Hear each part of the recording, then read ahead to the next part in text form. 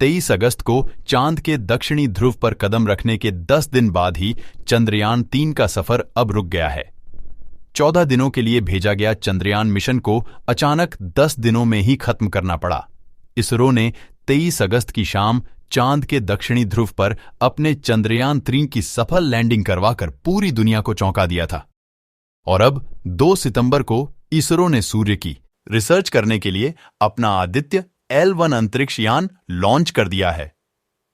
2 सितंबर की दोपहर को भारत के लोग एक तरफ आदित्य L1 के सफल प्रक्षेपण को लेकर खुशियां मना रहे थे, वहीं दूसरी तरफ अचानक चंद्रयान 3 को लेकर एक ऐसी खबर आई कि इसरो के कंट्रोल रूम में हड़कंप मच गया। इसरो के वैज्ञानिकों के हाथ पांव फूल गए। दरअसल चंद्रयान 3 के प्रज्ञान रोवर से इसरो के वैज्ञानिकों का संपर्क टूट गया। प्रज्ञान रोवर अचानक चांद की सतह से गायब हो गया और एक लंबी नींद सो गया। अब प्रज्ञान रोवर का इसरो से संपर्क कैसे टूटा और ऐसा क्या हुआ कि प्रज्ञान रोवर अचानक चांद की सतह से गायब हो गया? क्या इसरो के वैज्ञानिकों की गलती की वजह से गायब हुआ? चंद्रयान 3 का रोवर इसरो प्रमुख एस सोमनाथ ने इस बारे में क्या कहा, इन सभी सवालों के जवाब हम आपको इस वीडियो में देने वाले हैं, तो आप बने रहे मेरे साथ इस वीडियो में अंत तक। लेकिन आप एक देशभक्त की तरह इस वीडियो को लाइक कर इसरो के वैज्ञानिकों के लिए कमेंट में जय हिंद जरूर लिख दें। दरअसल दोस्तों, 23 अगस्त को चंद्रयान 3 ने जब चांद की सतह पर लैंड किया था, तब पूरी दुनिया ने चांद के दक्षिणी ध्रुव को पहली बार देखा था। इससे पहले पूरी दुनिया चांद के इस भाग से अनजान थी। अमेरिका और रूस ने जो अपने अंतरिक्ष यात्री और मून मिशन भेजे थे, वह सब चांद के उत्तरी ध्रुव पर ही लैंड कर गए। भारत को छोड़कर किसी भी देश ने यहां पर आज तक कदम नहीं रखा है। इसके पीछे बहुत रहस्य छुपे हुए हैं। चांद के दक्षिणी ध्रुव की सतह बहुत ही डरावनी और भयानक रहस्य से भरी पड़ी है। अमेरिका के अंतरिक्ष यात्री नील आर्मस्ट्रांग ने भी कहा था कि दक्षिणी ध्रुव पर कुछ रहस्य ऐसे है जिससे अभी तक मानव अनजान है। उन्होंने साफ तो नहीं बताया, लेकिन शायद उनका इशारा एलियंस की तरफ था।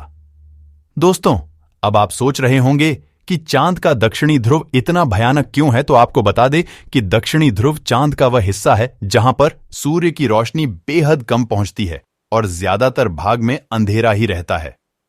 इतना ही नहीं, यहां पर बहुत गहरी और बड़े बड़े गड्ढे भी मौजूद है। इनमें से कई गड्ढे तो कई किलोमीटर गहरे भी हैं, जिनमें आज तक कभी सूरज की रोशनी नहीं पहुंची है। माना तो यह भी जाता है कि इन अंधेरे गड्ढे में ही एलियंस का निवास रहता है। हमारा चंद्रयान 3 का लैंडर ने भी ऐसी ही सतह पर लैंड किया था। लैंडिंग करने के 4 घंटे बाद लैंडर विक्रम ने अपनी अंदर से प्रज्ञान रोवर को धीरे धीरे चांद की सतह पर उतार दिया था, और वह प्रज्ञान रोवर पिछले 10 दिनों से चांद की सतह पर चहलकदमी कर रहा है। इस दौरान रोवर प्रज्ञान ने चांद की सतह के कई वीडियो और तस्वीरें इसरो को भेजा और चांद के कई रहस्य से पर्दा जरूर उठा दिया। रूस और अमेरिका ने तो कभी यह सोचा भी नहीं था कि भारत का चंद्रयान इतना कुछ भी कर सकता है। बीते दिन सतह पर घूमते घूमते रोवर प्रज्ञान ऐसे ही किसी एक गड्ढे के पास पहुंच गया। रोवर में लगे सेंसर ने तुरंत उस गड्ढे को देख लिया और रोवर को उसे गड्ढे के नजदीक से निकाल लिया। रोवर तो उसे गड्ढे में गिरने से बच गया, लेकिन उसमें लगे सेंसरों ने अपना काम कर दिया। उन्होंने उस गड्ढे में ऐसा खजाना ढूंढ लिया जिसे देखकर दुनिया हैरान रह गई। प्रज्ञान रोवर ने उसे गड्ढे से ऑक्सीजन और सल्फर समेत कई खनिज पदार्थों के होने की पुष्टि की है। इसरो ने बताया कि लैंडर विक्रम तो जिस जगह पर लैंड किया था वहीं खड़ा है, लेकिन रोवर प्रज्ञान इन 10 दिनों में चहलकदमी करता हुआ लैंडर विक्रम से लगभग 100 मीटर की दूर पर चला गया है। दोस्तों, चांद के दक्षिणी ध्रुव पर रिसर्च करने में 2 ही मुख्य परेशानी आती है। पहले लैंडर को सफलतापूर्वक चांद की सतह पर लैंड करवाना, और दूसरी लैंडर और विक्रम के साथ धरती से संपर्क बनाए रखना। लेकिन इन सबसे बड़ी समस्या है चांद की सतह पर लैंडर और प्रज्ञान को जीवित रखना। दरअसल लैंडर और प्रज्ञान रोवर सोलर एनर्जी से चलते हैं। इन दोनों में ही सोलर प्लेट लगी हुई है, जिससे सूरज की किरणों से एनर्जी लेकर इनके उपकरण काम करना प्रारंभ करते हैं। लेकिन चांद पर सूरज की रोशनी हमेशा नहीं रहती है, और ना ही धरती की तरह 24 घंटे के दिन रात होते हैं। चांद पर धरती के 14 दिनों के बराबर एक दिन होता है और इतनी ही बड़ी रातें। चांद पर जब दिन रहता है तो तापमान 230 डिग्री सेल्सियस तक होता है और रात जब होती है तो तापमान -200 डिग्री सेल्सियस तक चला जाता है। चांद पर 23 अगस्त के दिन सूर्य उदय हुआ था और वह धरती के 14 दिनों के बराबर लगातार चांद के दक्षिणी ध्रुव पर चमकता रहेगा। इसी वजह से चंद्रयान के लैंडर को 23 अगस्त को ही लैंड करवाया गया था कि सूर्य की किरणों से लैंडर और प्रज्ञान को एनर्जी मिलती रहे और वह लगातार अपना काम करते रहे। हुआ भी ऐसा ही, लैंडर और प्रज्ञान लगातार अपना काम कर रहे हैं, लेकिन अब इन्हें अपना काम रोकना पड़ेगा क्योंकि चांद की जी सतह पर यह काम कर रहे हैं। वहां से सूर्य की किरणें लगातार दूर होती जा रही हैं और अब वहां 14 दिन तक रात होने वाली है। जब सूर्य की रोशनी कम हो जाएगी तो चंद्रयान 3 के उपकरणों को एनर्जी नहीं मिलेगी, जिससे वे काम करना बंद कर देंगे। सभी उपकरण एक साथ बंद ना हो और एक साथ इनका संपर्क इसरो से न टूटे। इसके लिए इसरो के कंट्रोल रूम से वैज्ञानिक रोवर प्रज्ञान के एक एक उपकरण निष्क्रिय करके देख रहे हैं कि वह सिग्नल काम कर रहे हैं या नहीं। बीते दिन इसरो ने सोशल मीडिया पर बताया कि रोवर प्रज्ञान को अब चैन की नींद सुला दिया गया है। रोवर प्रज्ञान को चांद की सतह पर सुरक्षित पार्क करके स्लीप मोड में डाल दिया गया है।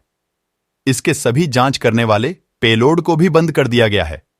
इसमें मौजूद सारा डाटा धरती पर इसरो को भेज दिया गया है। अब रोवर प्रज्ञान और विक्रम लैंडर का कोई भी उपकरण चालू नहीं रखा जाएगा जिससे उनकी बैटरी फुल चार्ज रहे। हमारा रोवर तो अब इसरो से संपर्क में नहीं है, लेकिन लैंडर विक्रम का रिसीवर ऑन रखा गया है। रोवर प्रज्ञान से लैंडर विक्रम संपर्क में है। ऐसे में इसरो अब एक कड़ी बनाकर काम कर रहा है जिससे उनकी बैटरी कम से कम खर्च हो। ऐसे में अब आपके दिमाग में यह ख्याल आ रहा होगा कि अब आगे क्या होगा। रोवर प्रज्ञान अब नींद से फिर कब जागेगा? दरअसल चांद के दक्षिणी ध्रुव पर जहां हमारा रोवर प्रज्ञान मौजूद है, वहां अब रात होने वाली है और अब दोबारा सूर्य उदय 22 सितंबर के दिन होगा। इतने दिनों तक यहां अंधेरा ही रहेगा और भयंकर ठंड भी पड़ेगी। फिलहाल प्रज्ञान रोवर को लैंडर विक्रम से 100 मीटर दूर सुरक्षित पार्क करके निष्क्रिय किया गया है। इस समय प्रज्ञान रोवर की बैटरी फुल चार्ज है। इसके साथ ही रोवर प्रज्ञान के सोलर पैनल को इस तरह से सेट किया गया है कि जब फिर से 22 सितंबर को चांद के दक्षिणी ध्रुव पर फिर से सूर्य की रोशनी पड़े तो यह उसको फिर से ग्रहण कर सके और एक बार फिर रोवर प्रज्ञान की नींद खुल सके।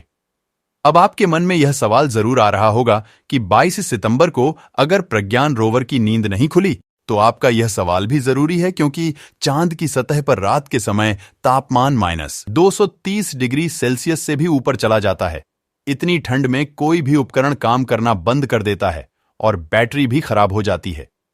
ऐसे में आपके इस सवाल का जवाब इसरो प्रमुख एस सोमनाथ ने खुद देते हुए कहा कि अगर किसी कारणवश अगले सूर्योदय पर रोवर प्रज्ञान की नींद नहीं खुलता है, वह एक्टिव नहीं हो पाता है, तो इस हालत में यह भारत के चंद्र राजदूत की तरह हमेशा के लिए चांद की सतह पर मौजूद रहेगा। अगर रोवर प्रज्ञान और लैंडर विक्रम 22 सितंबर को एक बार फिर जाग जाता है तो अगले 14 दिनों तक फिर से चांद पर रिसर्च करना शुरू कर देगा। दोस्तों, आपकी दुआओं के बल पर ही चंद्रयान 3 ने 23 अगस्त को चांद की सतह पर सफल लैंडिंग की थी।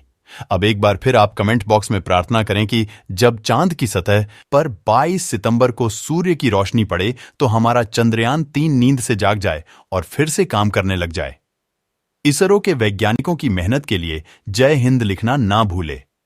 अभी तक अगर आपने इस वीडियो को लाइक नहीं किया है तो लाइक जरूर कर दें और यह जानकारी अपने दोस्तों के साथ भी शेयर कर दें। आज के इस वीडियो में बस इतना ही। मिलते हैं जल्द ही अगले इन्फॉर्मेटिव और चंद्रयान 3 के नए अपडेट के साथ।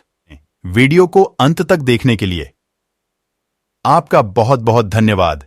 जय हिंद, जय भारत।